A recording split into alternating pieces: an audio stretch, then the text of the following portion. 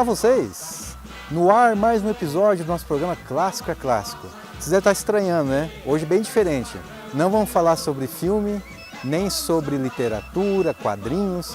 Hoje nós vamos falar sobre futebol, o esporte preferido de cada 11 entre 10 brasileiros, né? Apesar que alguns nem todos têm o seu time preferido, ou alguns só torcem a cada 4 anos. E falando a cada 4 anos, esse ano, 2018, está acontecendo a Copa do Mundo na Rússia. O Brasil está participando, é o único país que participou de todas as Copas do Mundo. E aproveitando esse clima de Copa do Mundo, a gente resolveu fazer um Clássico a Clássico especial sobre Copa do Mundo. E viemos do templo do futebol aqui de Guarapuava, né? O Rio de Janeiro tem o Maracanã, São Paulo tem o Pacaembu, Maringá tem o Willie Davis, São Paulo também tem a Moca, a Rua Javari, só para não esquecer. E Guarapuava tem o seu templo, que é o estádio Valdomiro Gelinski, o estádio que é administrado e pertence à Associação Atlética Batel, o nosso querido Batel, o time profissional, né, que já deu tantas glórias para o torcedor de Guarapuava. Então, em homenagem também ao time do Batel e a esse estádio tão querido aqui dos guarapuavanos, nós viemos gravar aqui para falar sobre a Copa do Mundo de 1958.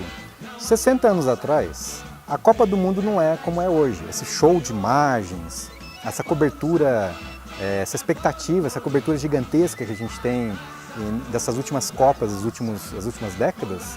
58 era mais simples, né? Não tinha esses estádios padrão FIFA. Digamos que eram estádios como esse aqui do Valdomiro Gelinski, do Batel. Simples, mas que funcionavam para aquilo que eram propostos, que era simplesmente jogar bola. E as seleções daquela época ainda não eram seleções como hoje, cheias de estrelas, né? Seleções também já com uma história dentro do futebol. Então a gente está falando de uma época em que o futebol era raiz, digamos assim. O futebol raiz, jogava-se com a roupa que havia, roupa simples, não havia toda essa tecnologia de uniformes como tem hoje, de bola também, era uma bola simples. Então 58 era tudo mais simples, inclusive para duas seleções que mudaram sua história. Em 58, a final foi feita entre o Brasil de um lado e a Suécia do outro, a anfitriã. Vocês já pararam para pensar que hoje a Suécia, que está disputando a Copa do Mundo, agora na Rússia, que a Suécia poderia ser uma potência do futebol, com um título talvez, ou mais, né, dependendo do que aconteceria depois? A gente pode dizer que essa Copa de 58 foi um divisor de águas, tanto para o Brasil quanto para a Suécia. As duas seleções não tinham títulos mundiais até aquele momento. O Brasil vinha da decepção de 50, teve a Copa de 54 depois, né, que não passou mais como coadjuvante, mas a Copa de 50 foi muito forte, porque era uma Copa que todos tinham certeza que o Brasil ia ser campeão, contra o Uruguai, naquela famosa final no Maracanã, o famoso Maracanaço, né, que todo mundo fala, que o Brasil tinha um time que era considerado o melhor daquela Copa e tinha tudo para ser campeão. E havia toda uma comoção, né? O Maracanã teve um público gigantesco, perto, assim, coisa de quase 200 mil pessoas num único estádio, né, num único local. Todo o Brasil parou para ver essa final, só que o Brasil perdeu. Não conseguiu ser campeão e ficou com aquele sentimento, né? Até o Nelson Rodrigues fez uma crônica famosa para a época, que o Brasil tinha o complexo do cachorro magro, né, que não conseguia ganhar, o vira-lata na verdade, né, o complexo do vira-lata, porque não conseguiu ganhar a sua Copa, não conseguiu se tornar uma potência no esporte. Então o Brasil carregou isso na Copa de 54, quando foi apenas coadjuvante dessa Copa, passou em branco praticamente, que foi a Alemanha que venceu a Copa de 54. E aí quando chega em 58, havia então essa ideia, né? Agora, será que agora o Brasil vai realmente mudar a sua história? E a Suécia, que era anfitriã, ela também poderia ter mudado a história dela, se tivesse se tornado campeã na Copa de 58, que eu já vou adiantar, né, um spoiler para quem nunca estudou história das Copas. Quem ganhou foi o Brasil. Na final fez 5-2 na Suécia e se tornou campeão pela primeira vez, a seleção brasileira. Mas claro que não tinha como a Suécia ganhar essa Copa de 58.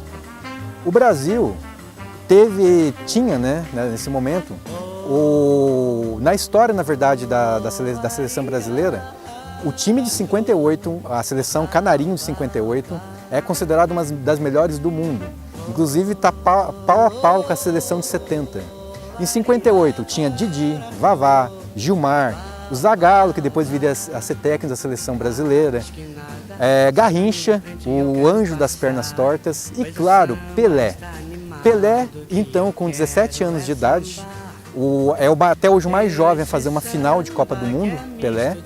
Pelé estava despontando para o futebol, menino de Santos, do time de Santos, não é nascido em Santos o Pelé, mas um dos meninos da vila, digamos assim, despontou naquele lendário time do Santos que dominou o Brasil. O Pelé estava despontando no futebol, apareceu ali a sua genialidade e junto com Garrincha, eles destroçaram a Suécia na final, em 58. Antes da final eles já tinham feito uma campanha boa, já estava esquentando, aquele time já estava se entrosando, até que na final, 5-2, eles acabaram com a seleção sueca.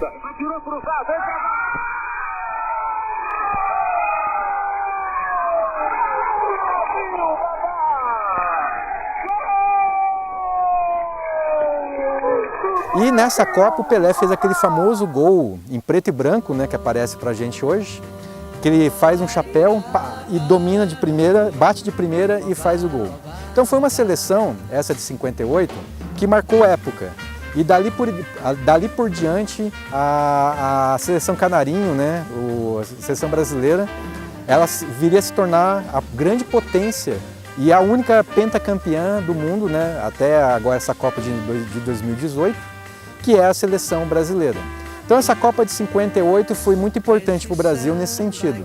Então termina aqui esse especial nosso, esse episódio especial do Clássico é Clássico, falando de uma seleção clássica de 58, uma Copa também clássica de 58, né, feita lá na Europa, em Estocolmo, né, que foi a final, Brasil e Suécia.